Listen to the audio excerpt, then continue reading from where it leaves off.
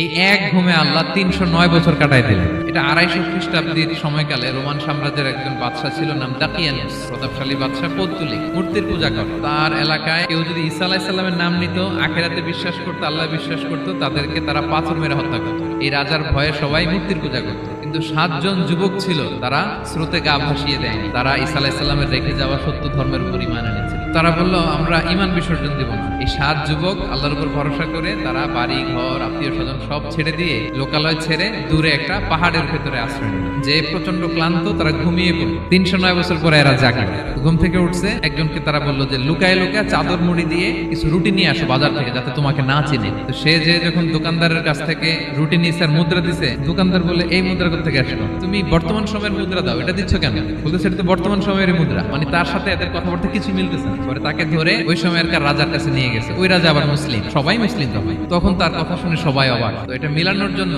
তারা ৩০৯ বছর আগের দাকিয়ানুস বাদশার সরকারি যে নথিপত্র, ওই পুরাতন ছিঁড়া নথিপত্র তারা বের করলো। বের করে দেখে ঠিকই মোস্ট ওয়ান্টেড ৭ জন যুবক ছিল, যাদের ব্যাপারে এক্সিকিউশনের অর্ডার ছিল। এখন দেখে তারা অবাক। লম্বা ঘটনা আমি শর্ট করে বলতেছি। পরে সবাই মিলে তাকে সহ ওই গুহায় গেল। সে বাকিদেরকে ডাকতে গুহার ভিতরে ঢুকলো। আল্লাহ তাআলা ৭ জনকে ওইখানে মৃত্যু দিয়ে দিলেন। চিরকালের জন্য এই ৭ জন ঘুমায় পড়লো। আর এলাকাবাসী, রাজা সহ এখানে তারা একটা মসজিদ নির্মাণ করলো। তারা যে স্বপ্ন দেখেছিল এই ইফসিস নগরীতে কালিমার পতাকা উঠবে, তাদের স্বপ্ন আল্লাহ বাস্তবায়ন করেছে। ৩০৯ বছরের ব্যবধানে এই এলাকার সবাই মুসলিম হয়ে গেছে। This is the story of আসহাবে কাহাফ।